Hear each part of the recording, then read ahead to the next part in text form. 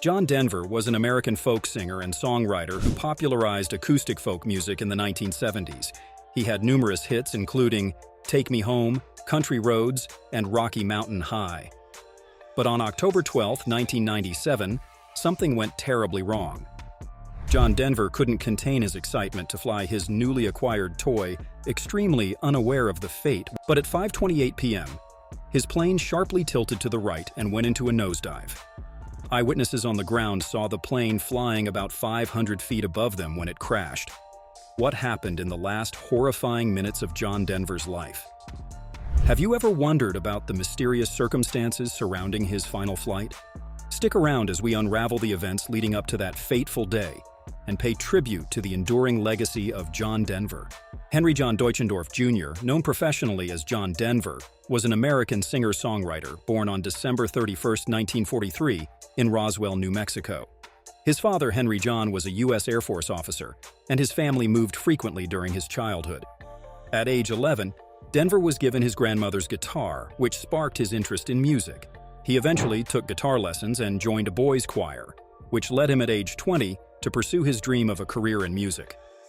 In 1963, he moved to Los Angeles to be in the heart of the burgeoning music scene. It was during this time that he changed his name to John Denver, taking his stage name from the beautiful capital city of his favorite state, Colorado.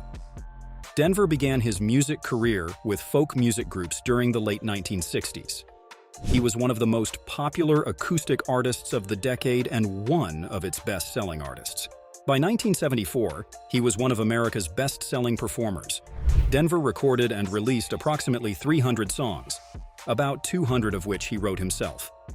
He had 33 albums and singles that were certified gold and platinum in the U.S. by the Recording Industry Association of America, with estimated sales of more than 33 million units. Denver contributed his talents to the benefit of many charitable and environmental causes, and received numerous civic and humanitarian awards over the years. Fans responded to his heartfelt urges about ecology, peace, and compassion that were consistently delivered in a gentle manner on his records and at live performances. Apart from music, John had an impassable and intensive interest in flying a plane. As he grew up with his father and his Air Force camps, his love for flying and fascination for the sky came naturally. John Denver was always interested in flying, since his father was an Air Force officer and flight instructor. He learned to fly when he was in college, and he became a skilled pilot who owned several planes, including experimental ones. He also used his flying skills to support various environmental and humanitarian causes, such as flying over the Arctic to document the effects of global warming and flying food and medical supplies to African refugees. He had a private pilot's license and owned several planes, including a Learjet, a Kristen Eagle aerobatic plane, and a Rutan Long EZ. He was also a member of the Experimental Aircraft Association. Denver's love for flying was evident in his music. He even wrote a song called I Guess He'd Rather Be in Colorado, which was inspired by his love for flying. In 1985, Denver was invited to visit NASA's Johnson Space Center in Houston, Texas.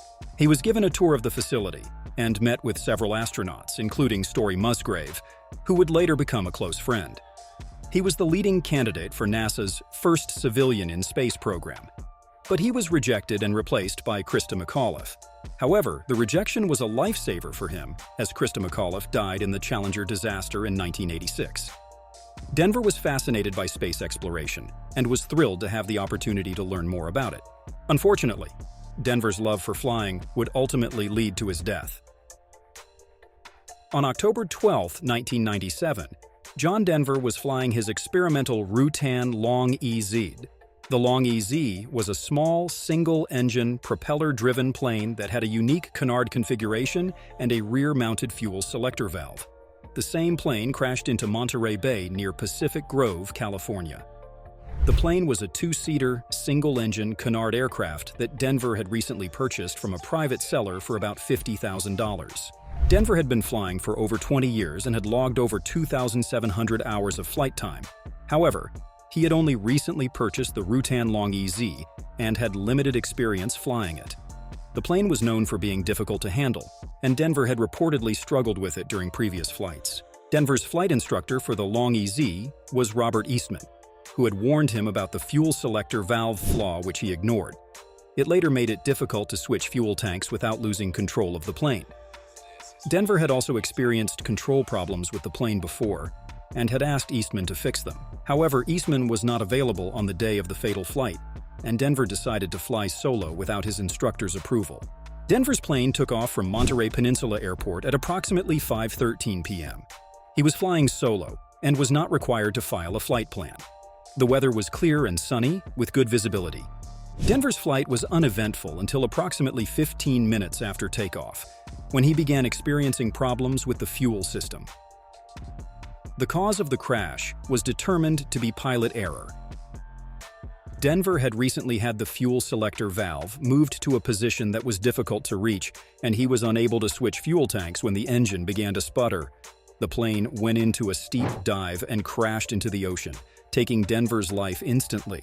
The National Transportation Safety Board (NTSB) conducted an investigation into the crash, and according to the NTSB, Denver had recently had the fuel selector valve moved to a position that was difficult to reach, and he was unable to switch fuel tanks when the engine began to sputter.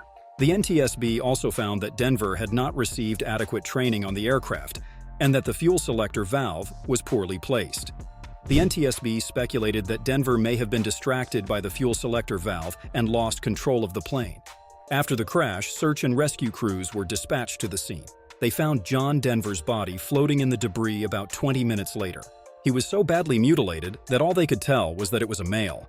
They scooped up what they could find in multiple garbage bags, but what was left weighed only 128 pounds. Here's a list of what ended up as forever fish food. His brain, his teeth, his eyes for that matter. 75% of his head was missing.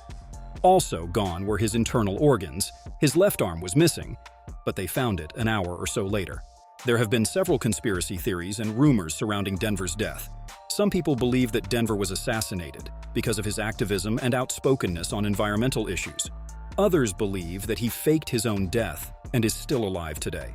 However, there is no evidence to support these claims. The NTSB's investigation into the crash found that it was caused by pilot error and that Denver had not received adequate training on the aircraft. The fuel selector valve was poorly placed, and Denver may have been distracted by it during the flight. These findings are supported by eyewitness accounts and the physical evidence recovered from the crash site. The witnesses on the ground reported hearing him say, "Oh God," before the crash. Denver's death was a tragedy. He was a talented musician and songwriter who used his platform to promote environmental causes and space exploration.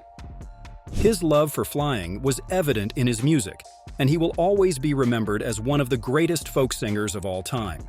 His legacy lives on through his music and the John Denver Spirit Award, which is given annually to an individual or organization that exemplifies Denver's spirit and commitment to humanitarian causes.